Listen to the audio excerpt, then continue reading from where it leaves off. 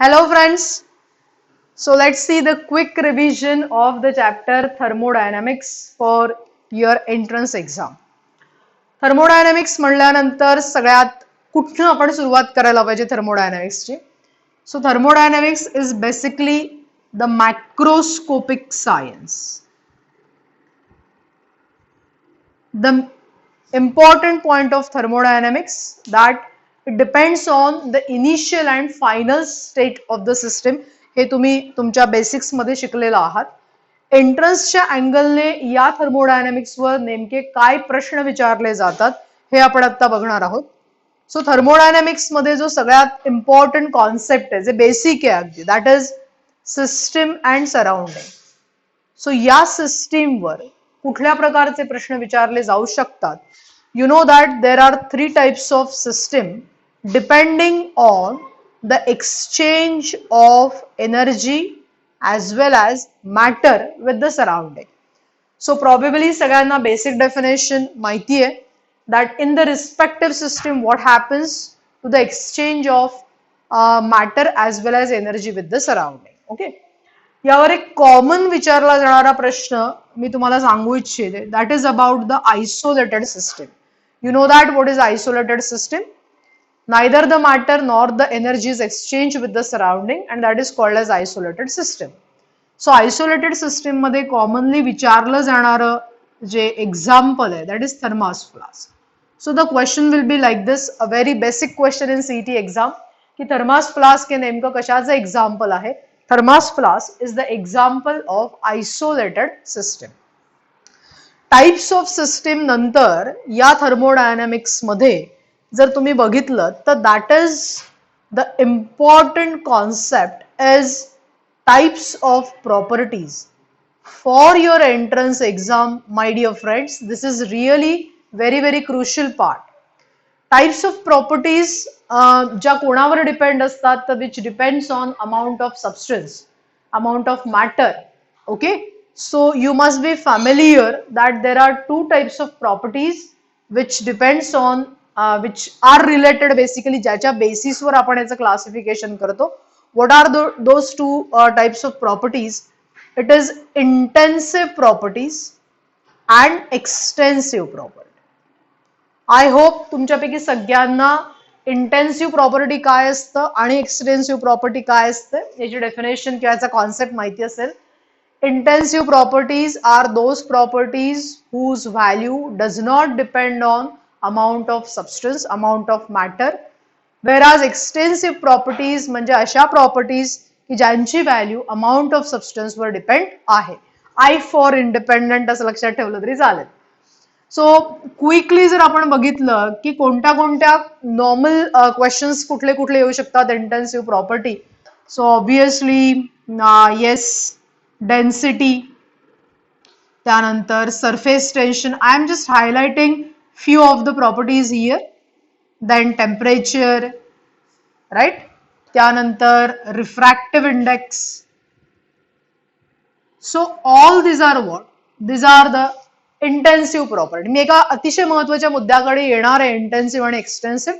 या अतिशय basic properties मी आता हायलाइट केल्या ज्या टेक्स्टबुक मध्ये नॉर्मली किंवा तुमच्या कुठल्याही रेफरल बुक्स मध्ये दिलेल्या असतात.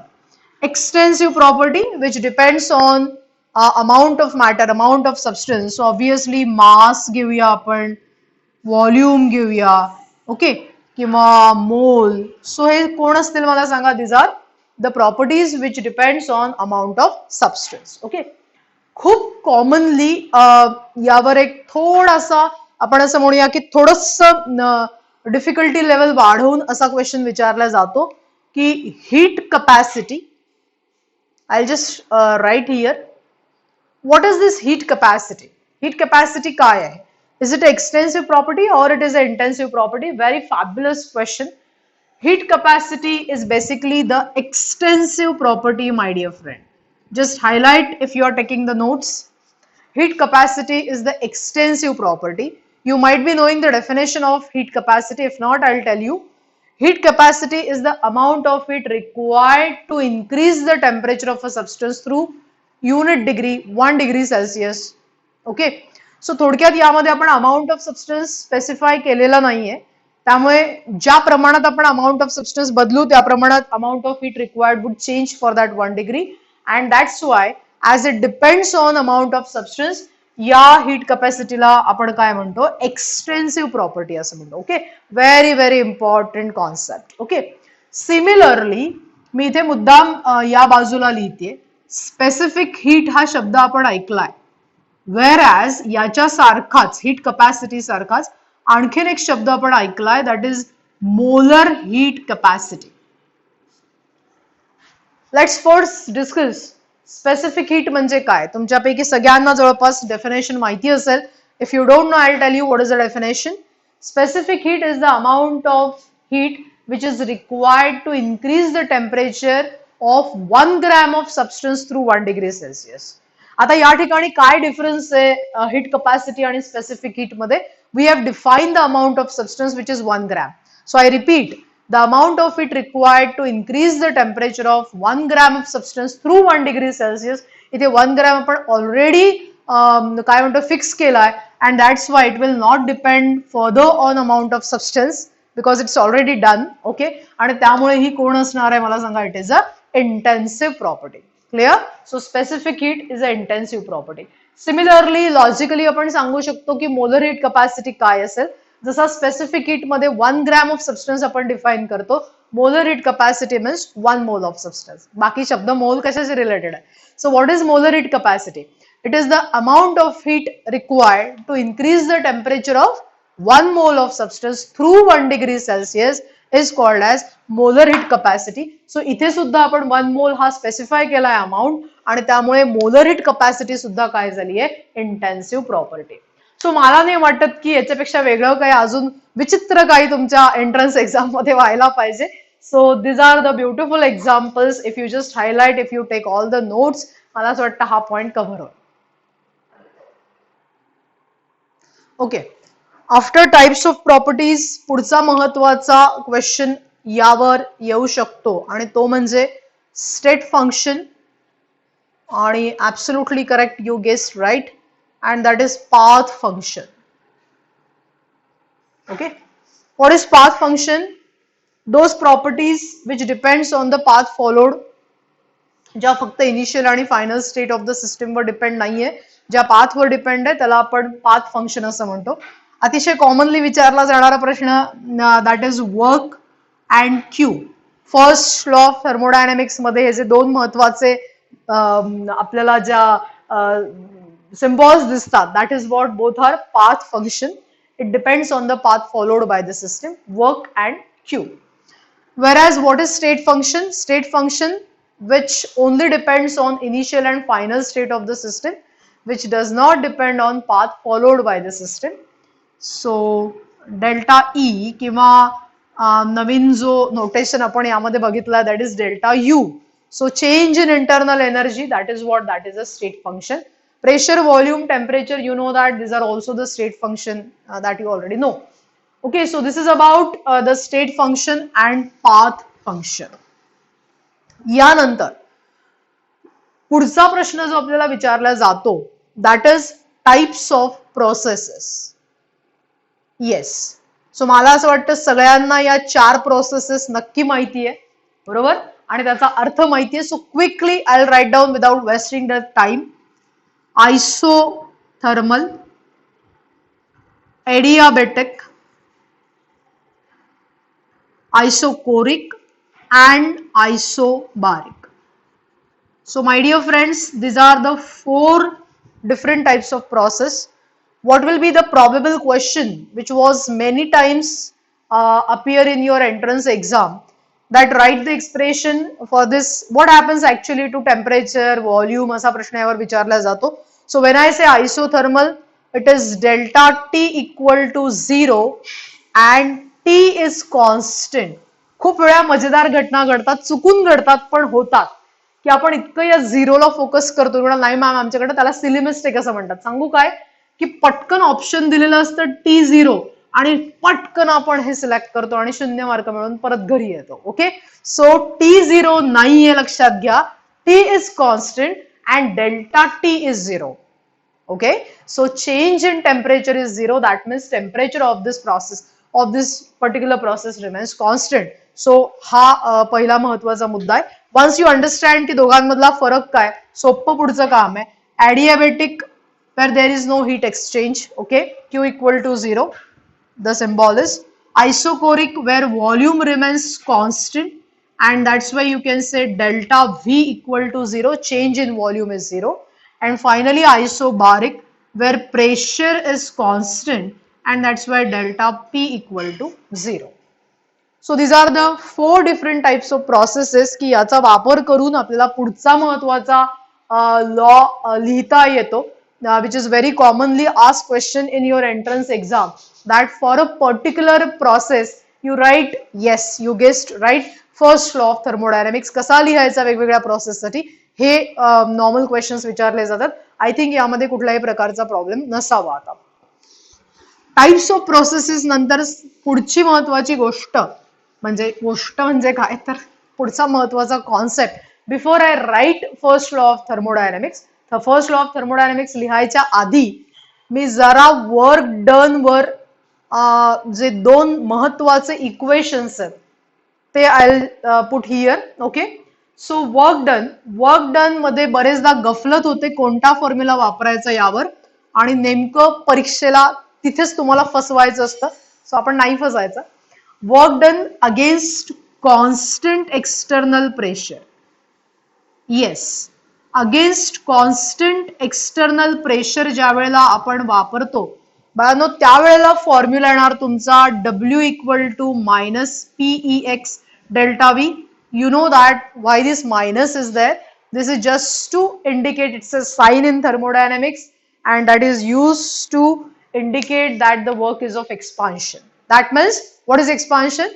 That means work is done by the system, by the gas on the surrounding, that means by the system on the surrounding. ठीक आहे. सो हा झाला तुमचा. हे परत एकदा मी हायलाइट करते की whenever it is against constant external pressure, please use this formula.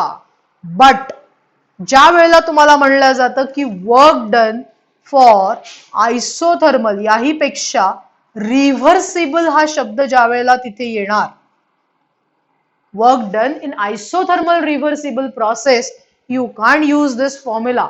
So त्यासाठी एक भलं मोठं एक्सप्रेशन आपण फाइंड आउट करतो जे तुम्हाला सगळ्यांना माहिती आहे. ओके, आणि ते आहे मॅक्झिमम वर्क डनचं. सो W मॅक्सचा फॉर्म्युला आपल्याला माहिती आहे म्हणून आवडेल तेव्हा लिहायचा नाही. For that you should be very clear की तुमच्या स्टेटमेंटमध्ये, तुमच्या प्रॉब्लेम स्टेटमेंटमध्ये रिव्हर्सिबल हा शब्द दिलेला आहे की नाहीये. If it is reversible word given, then you will use the formula for W max. So what is the formula for W max? Minus 2.303 nRT log to the base 10 V2 upon V1. In terms of volume, I have written this formula for W max. So again and again मी सांगते, maximum work done should be in the reversible process because the logic you know. Okay, तुम्ही already शिकलेला आहात. What is reversible process? Reversible process where the driving force and opposing force differs from each other by infinitesimally small amount. आणि याच वेळेला maximum work done होतं. So हा formula आपण इथे दिलाय. आता V2 आणि V1 नसतील दिलेले, इन टर्म्स ऑफ प्रेशर दिलं असेल. Yes, you guessed it right. So हा फॉर्म्युला येणार minus 2.303 nRT log to the base 10 P1 upon P2. You know the reason because it's isothermal process आणि तुम्हाला माहिती आहे की isothermal process म्हणल्यानंतर आपण काय इक्वेशन वापरू शकतो, P1 V1 equal to P2 V2. So त्याचा वापर करून V2 by V1 ला in terms of pressure आपण कसं लिहितो, P1 by P2. Okay, so this is my dear friend about the most important point about the W max. आता W max वर CET ला किंवा कुठल्या एंट्रन्सला ओके एक अतिशय छान प्रश्न विचारला जातो जो पर्सनली माझा खूप फेवरेट आहे. मी सांगते तुम्हाला कुठला. Okay, that is so yes I write here. कधी कधी काय करतात, the question will be like this की suppose all the conditions are similar, म्हणजे टेम्परेचर सेम आहे, given initial volume, final volume सगळं सेम आहे, आणि 4 ऑप्शन्स मध्ये 4 गॅसेस तुम्हाला दिलेले आहेत. लाईक एक H2 आहे, दुसरा असे CO2 आहे, देन थर्ड इज CO, आणि say fourth is which gas you like, probably don't like anything है ना. सो चौथा घेऊया से NO2 घेऊया. ठीक आहे. सो असे जर गॅसेस घेतले तर कॉमनली विचारला जाणारा प्रश्न असतो की इफ, आता मी सगळं स्टेटमेंट इथे लिहित नाही, I just have to highlight the concept की if all the conditions are same, temperature, volume, initial, final, आणि सगळ्यांचं वेटही जर सेम दिलं असेल, चारही गॅसेसचं, महत्वाचं वाक्य आहे का, सगळ्यांचं वेट पण सेम दिलं असेल, हा 10 ग्रॅम 10 ग्रॅम 10 ग्रॅम 10 ग्रॅम, तर प्रश्न विचारतात की बाबा कोणामध्ये वर्क डन मॅक्झिमम असणार आहे. अतिशय सुंदर प्रश्न. ओके, सो कोणामध्ये वर्क डन मॅक्झिमम असणार आहे, तर अतिशय लॉजिकल आहे. If you see here, if all the conditions are same, हे जर सगळं सेम असेल तर तुम्ही ते बघू शकता, W max is directly proportional to number of moles. बरोबर आहे ना. सो मी इथे लिहू 2 मिनिटांसाठी, लेट्स एक्सप्लेन, घाई करू नाही इथे आपण. W max is directly proportional to number of moles. Now you all know how to calculate this number of moles. So number of moles is given weight divided by molecular weight. आता मी मगाशी म्हणल्याप्रमाणे तुम्ही जर ऐकलं असेल तर सगळ्या गॅसेसचं weight पण 10 ग्रॅमच दिलेलं होतं. बरोबर, म्हणजे थोडक्यात इथे ही पण अमाऊंट सगळ्यांसाठी काय दिलेली होती, सेम. असं असेल तर W max is inversely proportional to molecular weight. Fantastic concept. फार छान प्रश्न जर वर्कवर विचारायचा झाला तर असा तुम्हाला विचारला जाईल. All of you are clear. Again I insist here, when the weight is given same, W max is inversely proportional to molecular weight. तुम्ही म्हणाल मॅडम अहो वेट जर सेम नसेल दिलं तर काय करू, टेन्शन नाही, काढा नंबर ऑफ मोल्स. बरोबर आहे, नंबर ऑफ मोल ज्याचे जास्त त्याच्यामध्ये मॅक्झिमम वर्क डन. बरोबर. सो आता या ठिकाणी जर हे अप्लाय तुम्ही केलं तर काय आन्सर येणार. केमिस्ट्री शिकताय, मॉलिक्युलर वेट माहिती नाही असं होणार नाही. सो पण आनंद असा आहे की इथे बाकीचे जरी माहिती नसते आणि यातलं लिस्ट मॉलिक्युलर वेट जर माहिती आहे की जो आपला कोण आहे मला सांगा, हायड्रोजन, आणि मी विचारताना चांगला प्रश्न विचारला होता सभ्यतेने की कोणामध्ये जास्तीत जास्त वर्क झालाय, ज्याचं मॉलिक्युलर वेट सगळ्यात कमी आहे. So hydrogen has the least molecular weight and that's why it is the correct answer.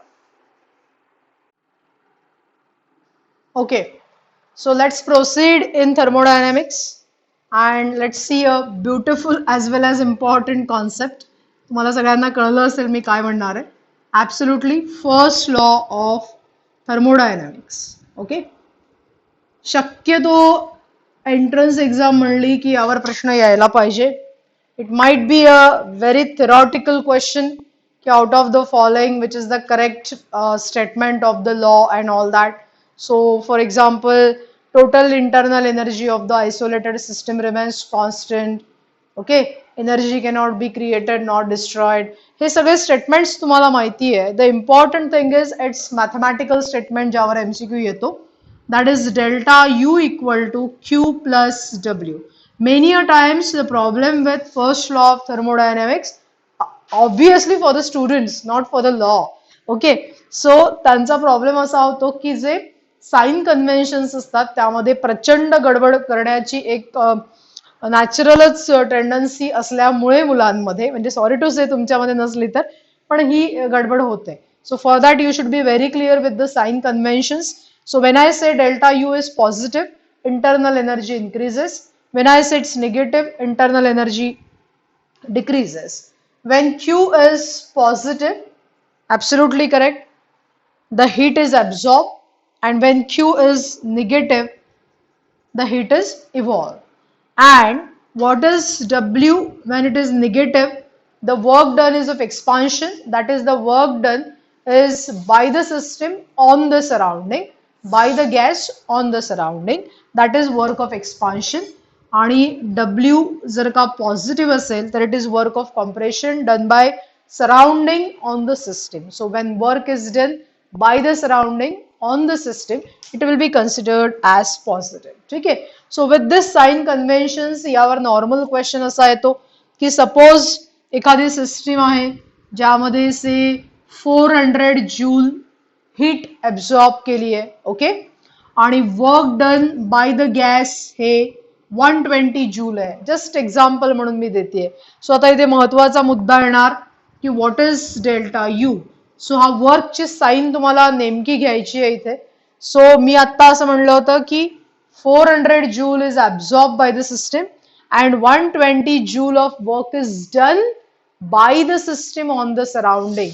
The moment I say by the system on the surrounding, हा काय घेणार? Work of expansion, that is minus 120. Just put the values over here and you will get this delta U, that is 400 minus 120, which is equal to 280 joule. So in this case, we can see that the sign is positive for delta U. That means there is change in internal energy. आपण इथे बघू शकतो काय झाला. ठीक आहे. So अशा प्रकारचे बेसिक प्रॉब्लेम्स थर्मोडायनामिक्स वर विचारले जातात. जर साइन कन्व्हेन्शन मध्ये कुठलंही कन्फ्युजन नसेल तर याच्यासारखा सुंदर म्हणजे थोडक्यात मार्क देणारा एमसीक्यूज कुठला नाहीये. ओके, पुढला प्रश्न यावर येतो. म्हणजे अगदी मी येतो जे कॉन्फिडन्सने सांगते असं तुम्हाला वाटत असेल ना. Actually these are the concepts involve in this chapter. Okay, so first law of thermodynamics for various processes. मग आज आपण 4 प्रोसेसेस महत्वाच्या बघितल्या होत्या. So how can you write down the first law of thermodynamics? एक 2 प्रोसेस साठी मी करते, rest of the process obviously you can write down. So suppose हा delta U equal to Q plus W, this is the basic mathematical expression of first law of thermodynamics. Let's say if the question is write the first law of thermodynamics for say isothermal process. So ज्या वेळेला आपण isothermal process म्हणतोय, आपण म्हणलं होतं मगाशी की delta T is 0, that means the temperature is constant, it's not 0. Delta T is 0, change in temperature is 0. Delta T वर कुठली property depend, that is the internal energy. So when delta T is 0, delta U is also 0. And if you substitute this delta U0 in this first law of thermodynamics, then for isothermal process, you can write down that Q plus W equal to 0, that is Q equal to minus W, like that. Okay, आत्ताच जे आपण इथे symbols sign conventions बघितले होते, इथे positive sign आहे. That means आपण याला असे म्हणू शकतो, जस्ट आपल्याला एक्सप्रेशनच्या ऐवजी वाक्यामध्ये लिहा, आता गडबडल्यासारखं काही नाहीये त्यामध्ये. Wien heat is absorb, what is this minus W? It will be the work of expansion. Okay, so थोडक्यात हा असा आयसोथर्मल प्रोसेससाठी आपण लिहू शकतो. आणखीन एक तुम्हाला मी काय म्हणतात त्याला रिप्रेझेंट करून दाखवते. Rest you can definitely do. This is just a sample की कशा प्रकारचे क्वेश्चन्स येऊ शकतात. For isochoric process, isochoric process मध्ये आपल्याला माहिती आहे की volume is constant, that means delta V is 0. So this is W. आपण जर डब्ल्यूचा फॉर्म्युला लिहिला, that is W equal to minus P E X delta V, right? So in this case we know that की जर isochoric process असेल तर वरती लिहिल्याप्रमाणे delta V 0 आहे आणि त्यामुळे ते डब्ल्यू पण काय होणार? 0 होणार, right? So I can write down delta U equal to Q. That means change in internal energy, increase in internal energy because of the sign I am saying like this, is heat absorbed by the system. Okay, so अशाच प्रकारे तुम्ही adiabatic साठी लिहू शकता, जिथे Q equal to 0 असतो, that is delta U equal to W येणार. And similarly you can write down for isobaric process where pressure remains constant. You know that the chemical reactions are carried out at the normal pressure, that means they are normally atmospheric pressure वर या होतात आणि त्या that is the best example of isobaric process. असो, तर हा first law of thermodynamics झाल्यानंतर या chapter after first law of thermodynamics the next important topic in thermodynamics is enthalpy. Enthalpy H equal to U plus PV, ही basic definition आहे. पण जेव्हा केव्हा आपण कॅल्क्युलेट करतो बेसिकली त्यावेळेला change in enthalpy we calculate, that is delta H. आता हे डेरिवेशन जर तुम्ही केलं की नाही, म्हणजे considering the enthalpy at initial state, enthalpy at final state, तर फायनल जे डेरिवेशन येतं that is delta H equal to delta U plus P delta V. मी महत्वाचा पॉइंट इथे हायलाइट करू इच्छिते की इथे जे पी डेल्टा व्ही आहे that is basically considering isobaric process. Okay, म्हणजे खरं सांगायचं तर हे ओरिजिनल फॉर्म जर तुम्ही या इक्वेशनचा बघितला तर हा असा आहे, delta H equal to U2 minus U1, you can do that, मग तुम्हालाही पण ते करता येईल, करून दाखवलंय, plus P2V2 minus P1V1. This is the expression. Okay. Now, if I was telling की आयसोबारिक साठी आपण असं डायरेक्टली लिहितो. ओके, सो आयसोबारिक जर असेल तर P2 equal to P1 equal to P. That means pressure is constant. And if you substitute this P here, then the final equation becomes as delta H equal to delta U plus P delta V. बरोबर. So original form हाय. Rarely यावर असा एंट्रन्सला question येण्याची शक्यता आहे, कारण याला म्हणताना delta H equal to delta U plus delta of PV अशी म्हणण्याची पद्धत आहे. बरोबर आहे. आणि मग डेल्टा ऑफ पीव्ही याला जर का तुम्ही आयडियल गॅस अप्लाय केला तर मग पीव्ही इक्वल टू एनआरटी होतं. बरोबर. आणि मग हे इक्वेशन कसं होतं माहितीये तुम्हाला? येस, काही लोकांना कळलं असेल. Delta U plus I was saying delta of PV, आणि मग याला आपण डेल्टा यू प्लस पीव्ही म्हणजे आयडियल गॅस मध्ये NRT, right? So R you know that it is a ideal gas constant, T is also considered as constant. आणि जर असं असेल तर मग डेल्टा यू प्लस काय येणार फॉर्म्युला मला सांगा? Delta NRT. So that is also a very very important expression for the questions. म्हणजे याच्यावर खूप सारे म्हणजे खूप प्रकारचे एमसीक्यूज यावर हे केलेले असतात. आय एम एक्स्ट्रीमली सॉरी, लिहिताना गडबड झाली. So delta H equal to delta U plus delta NRT considering ideal gas equation. सो यातल्या कुठल्याही प्रकारावर तुम्हाला प्रश्न विचारले जातात, एमसीक्यूज येतात. बरोबर. आता हा झाल्यानंतर एन्थाल्पी आणि फर्स्ट लॉ ऑफ थर्मोडायनॅमिक्स एकमेकांना रिलेट केले जातात. बरोबर. So definitely because this is a quick revision session, I cannot explain all the things, but I can write down an important point कि delta H equal to QP, whereas obviously at constant pressure आपण याला असं लिहू शकतो. काय लिहितोय आपण इथे? We are relating first law of thermodynamic with the enthalpy, with the equation of enthalpy. आणि याला जर तुम्ही इक्वेट केलं तर delta H at constant pressure equal to QP equal to, will write down delta U plus P delta V. बरोबर. अशा form मध्ये याला लिहिता येतं, which is very important my dear friends. मी तुम्हाला एक एमसीक्यू सोडून दाखवेल याच्यावरचा, फार फार गरजेचं आहे. सो थोडक्यात डेल्टा एच पी ला आपण क्यूपी असं लिहितोय मला सांगायचं इथे. Similarly if you take delta H at constant volume, it's a common sense, जर व्हॉल्यूम कॉन्स्टंट असेल तर ही टर्म पूर्ण झिरो होणार यामधली, आणि त्यामुळे delta HV, that means change in enthalpy at constant volume, is written as QV, which is equal to delta U. Am I correct here? All of you understood की अचानक कुठून गायब केला? तर गायब नाही केला, डेल्टा V झिरो होतो ज्या वेळेला आपण कॉन्स्टंट व्हॉल्यूम घेतो. So this is the relation between first law of thermodynamics and change in enthalpy at isobaric as well as ही कोणती होती? Isochoric process. ठीक आहे. म्हणजे थोडक्यात काय की डेल्टा एच पी ला क्यूपी आणि डेल्टा एच व्ही ला क्यूव्ही म्हणल्यानंतर मी डायरेक्टली असंही रिलेशन लिहू शकेन की नाही? क्यूपी याला लिहिलंय ते, हा म्हणजे कोण झाला?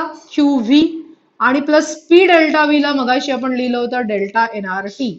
So this is the expression which is normally use. काही नाही केलं आपण इथे, फक्त प्रूव्ह करून दाखवलंय की क्यूपी म्हणजेच डेल्टा एच कॉन्स्टंट प्रेशर होतं आणि डेल्टा यू म्हणजे कोण होतं? क्यूव्ही. सो मी फक्त नोटेशन्स तिथे बदललेले आहेत considering first of thermodynamics. So my dear friends, हे क्यूपी आणि क्यूव्ही मधलं जे रिलेशन आहे की नाही, that depends on this delta N R T. Are you getting my point? That the relation between Q P and Q V or delta HP, delta HV, that depends on delta nRT. अतिशय सुंदर point आहे. Okay, म्हणजे आता मी जर म्हणलं तुम्हाला की चला एखादं एक्झाम्पल घेऊया आपण. समजा मी अशी रिॲक्शन दिली आहे तुम्हाला, C प्लस से आपल्या ओळखी पाळखीतली घेऊया आपण, O2 gives CO2. Important thing here is की तुम्हाला याचा स्टेट माहिती पाहिजे. कार्बन कोणत्या स्टेट मध्ये आहे? सॉलिड स्टेट मध्ये. ऑक्सिजन गॅशियस स्टेट मध्ये हे माहिती असतं, that is in gaseous state. ठीक आहे. सो असा क्वेश्चन येऊ शकतो की या पर्टिक्युलर स्टेटमेंटसाठी what is the relation in Q P and Q V? Q P आणि क्यूव्ही मध्ये काय रिलेशन आहे? म्हणजे काय थोडक्यात की क्यूपी आणि क्यूव्ही सेम आहेत का, क्यूपी मोठा आहे का, क्यूपी छोटा आहे का काही रिलेशन नाही, सांगता येत नाही, असेल काहीतरी. So what is the correct answer? Correct answer साठी आपल्याला माहिती पाहिजे डेल्टा एन.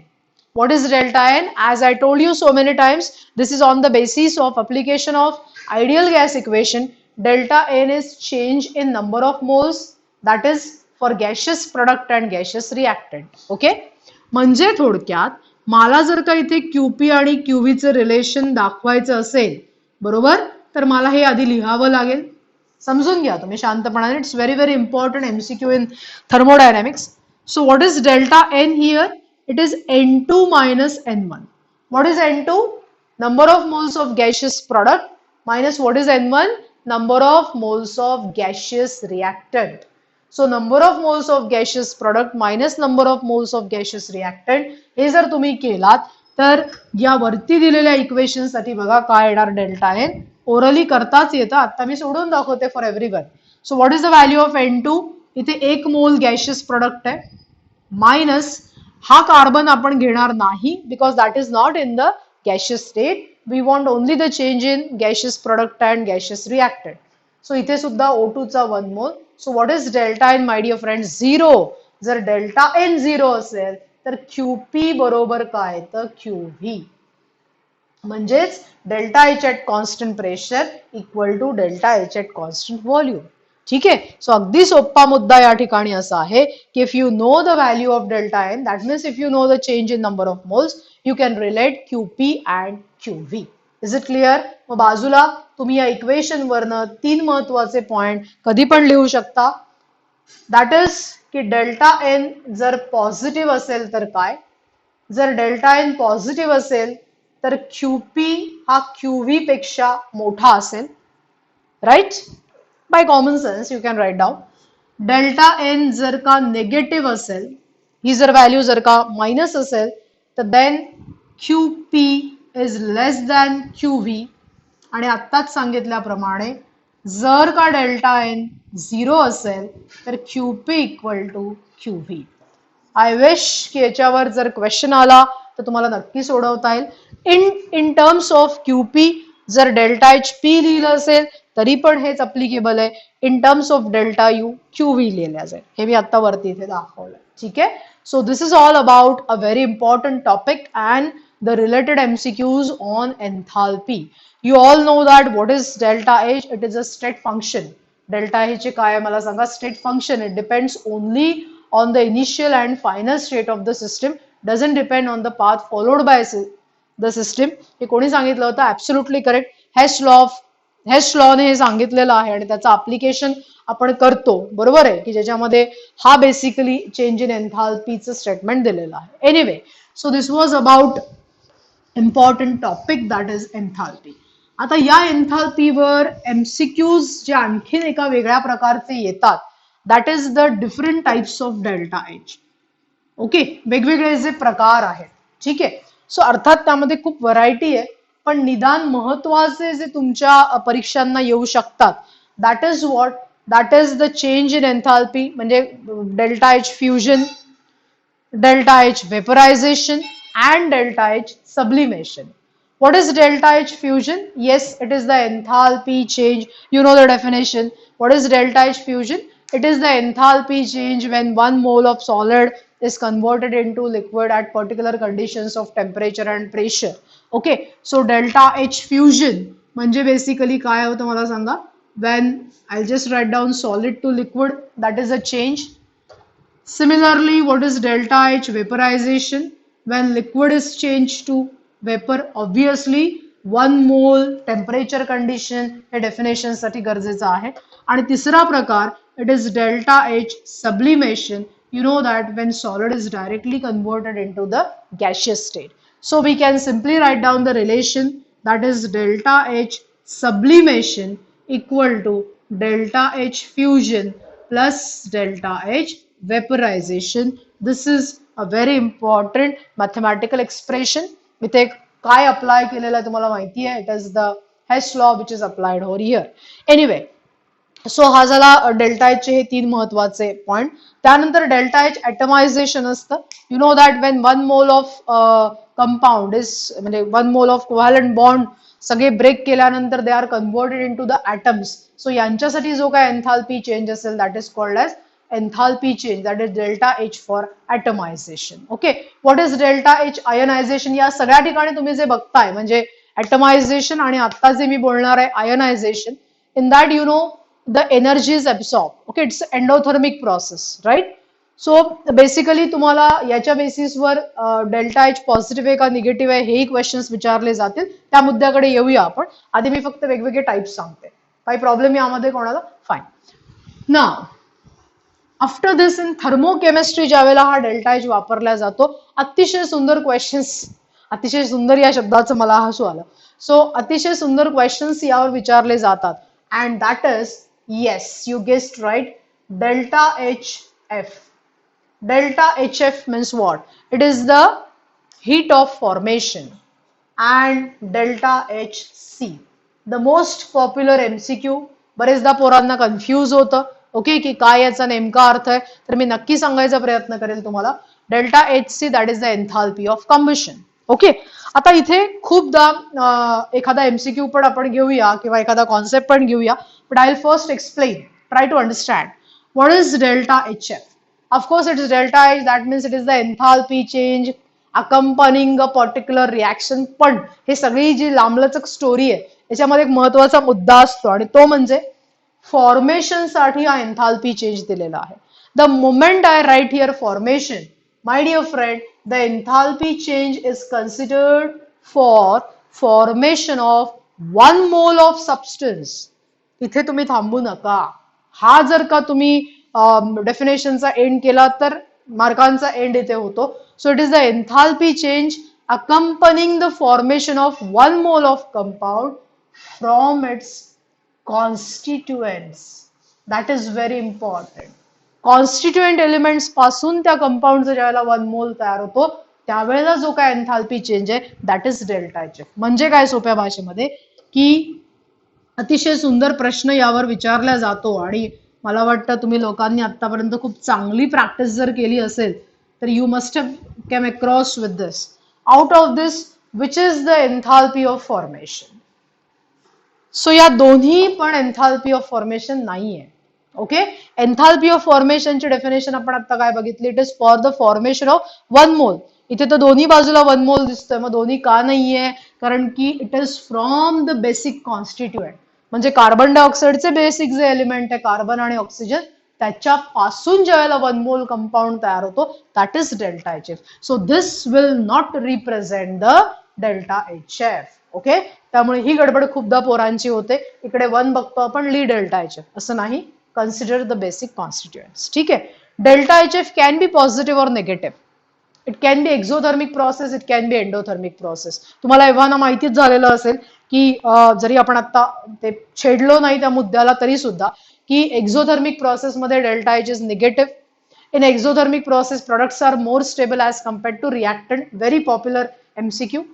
आणि डेल्टा एच जर पॉझिटिव्ह असेल that is endothermic process where absolutely correct products are less stable as compared to the reactants. ठीक आहे. सो मी असं बोलत होते की हा जो डेल्टा एच एफ आहे that can be endothermic or exothermic. ठीक आहे. सो ती पॉझिटिव्ह किंवा नेगेटिव्ह पण असू शकते. आता पुढचा मुद्दा आहे तुमचा, what is delta H C. Obviously it's for combustion. Then what is the definition, enthalpy change accompanying and so for, महत्वाचा मुद्दा, 1 mole of substance undergoes combustion. 1 mole of substance undergoes combustion. That means sorry, जर मला मिथेनचं combustion लिहायचं असेल तर मी या ठिकाणी जे कुठलं इक्वेशन बॅलन्स करणार आहे आय विल मेक शुअर की ते मिथेनचा 1 मोल असायला हवा. याला मी चेंज नाही करणार. बाकी तुम्हाला काय बॅलन्सिंग मध्ये गोंधळ पलीकडे घालायचं तुम्ही घाला, यासाठी नाही करणार, कारण हे तुम्ही चेंज केलं की पलीकडचे डेल्टा चेंज होणार आहे. ठीक आहे, because you know that enthalpy is a extensive property, right. So हा 1 मोल इथे असला की या 1 मोल ज्या वेळेला कंबशन, या 1 मोलचं ज्या वेळेला कंबशन होतं त्यावेळेला जो काही एन्थाल्पी चेंज आहे that is enthalpy of combustion. ठीक है.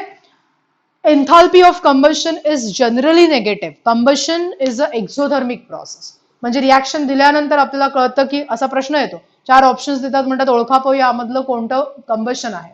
सो जिथे डेल्टा एच तुम्हाला निगेटिव्ह आहे दॅट इज कंबशन. हा पॉइंट पुस्तकात दिलेला नाहीये पुढचा की normally it is exothermic process, but for nitrogen it shows the endothermic process. Its reason असं की nitrogen is inert at room temperature. Inert means not like inert gas. It doesn't react at room temperature because of the triple bonding and all that. आणि त्यामुळे it's a endothermic process. ठीक आहे, तर कधी जर लागला तर असू द्यावं. तर असं हे झालं सगळं आपलं एन्थाल्पी या पार्ट बद्दल. आता एक सोपा छोटासा प्रश्न घेऊया, म्हणजे सो दॅट तुम्हालाही कॉन्फिडेंट वाटेल की येस आपल्याला जे काय बडबडलेत ते बरोबर आहे. सपोज 22 ग्रॅम जर आपण CO2 फॉर्म केला तर say 100 random values I am taking. 100 joule heat is evolve. Right, मला असं लिहून दाखवायला जास्त आवडतं एमसीक्यूज, म्हणून मी इथे छान असं लिहितेय मस्त आपण तयार केल्यासारखे. ठीक आहे. So when 22 grams of CO2 is form, 100 joules of heat is evolved, then what is delta HF? Okay, प्रश्न तुम्ही बघताय. I'll give you the options. The first option is 200 joule. Second option is minus 200 joule. Third option is 100 joule. And fourth option is minus 400 joule. What is the correct answer? I repeat, when 22 gram of carbon dioxide is formed, 100 joule of heat is evolved. So what should be the enthalpy of formation of carbon dioxide? Yes, probably you have given the answer. आणि तुम्ही कदाचित correct answer दिलं असणार आहे. यातलं correct answer आहे -200. Okay, आता -200 मायनसच का? याचं कारण इथे 100 जूल इव्हॉल्व झाला होता. That means this process was exothermic and that's Y delta H कसा होता? निगेटिव्ह. आपण ज्यावेळेला हीट ऑफ फॉर्मेशन म्हणतो त्यावेळेला it is change in enthalpy. So change in enthalpy here is what it is minus. जर का असं विचारलं असतं ना तुम्हाला याच प्रश्नाला की how much heat is evolve during the formation of 1 mole of carbon dioxide, तर बाळांनो उत्तर हे नसतं आलं. उत्तर कुठलं आलं असतं? वरचं आलं असतं. हीच गफलत फक्त थर्मोडायनामिक्स मध्ये केली जाते. Okay, heat evolve is never minus or plus. ती व्हॅल्यू कायमच आपण पॉझिटिव्ह. हीट इव्हॉल्व आहे, एनर्जी कशी मायनस प्लस घेणार तुम्ही? Change in enthalpy that means change in heat can be positive or negative. So is it clear की वरचं उत्तर का नाही आलं? नंबर असतो होता, मार्क फक्त तुमच्या साईनवर डिपेंड आहे, खालच्याला काही लॉजिक नव्हतं. 44. हा, आता तुम्ही विचारू शकता मॅडम 200 कुठून आणले? तर 22 ग्रॅम CO2 साठी 100 दिलाय. You should know 1 mole of CO2. 1 mole of CO2 किती असतं? 44 ग्रॅम. आणि 44 ग्रॅमला डबल हीट इव्हॉल्व होणार, त्यामुळे आन्सर काय आलाय मला सांगा? -200 joule. Is it clear? So these are the types of MCQs normally which are asked on this enthalpy. So I hope enthalpy हा पार्ट तुम्हाला अतिशय सुंदर पद्धतीने कळला असेल. So just practice lots of MCQ based on enthalpy. Okay, so last part of this chapter is the bond enthalpy. Okay, शेवटचा जो प्रश्न यावर विचारला जातो that is on the bond enthalpy. Okay, you know bond enthalpy, bond energy अगदी 11th स्टँडर्डच्या nature of chemical bond पासून definitions आपण बघतोय. Okay, so it is the amount of energy or change in enthalpy to break a particular bond in 1 mole of gaseous compound to form the atoms like that. So bond enthalpy वरनं ज्या वेळेला reaction enthalpy म्हणजे change in enthalpy for a reaction calculate केलं जातं. So what is that? It is delta H. That means change in enthalpy for a reaction is summation of bond enthalpy of reactant minus summation of bond enthalpy of product. This is bond enthalpy. Okay, so this is a very important MCQ. म्हणजे MCQ म्हणजे याच्यावर विचारला जातो MCQ असं मला म्हणायचं. ठीक आहे, सो एखादी रिॲक्शन दिलेली असेल, बॉन्ड डिसोसिएशन एनर्जीच्या व्हॅल्यूज दिल्या असतील, and on the basis of that chemical reaction the question will be calculate the change in enthalpy by using this formula. So that will be the part of MCQs. Okay. After bond enthalpy, the last problem म्हणजे ज्याच्यावर प्रश्न विचारला जातो that is Hess law. Okay. Hess law सगळ्यांना तुम्हाला statement माहिती आहे. Okay. That change in enthalpy it is a state function which does not depend on the path followed by the system. It depends only on the initial and final state of the system. Okay. So याच्या बेसिसवर म्हणजे मी जर इथे लिहिलं तर haste law वापरून तुम्हाला जे एमसीक्यूज येतात ते ऍक्च्युली त्यामध्येच आपण तो कसा अप्लाय करतो ते बघता येतं. ओके. सो इथे काही लिहायचं नाहीये आपल्याला. We have to just solve the MCQs based on the Hess law.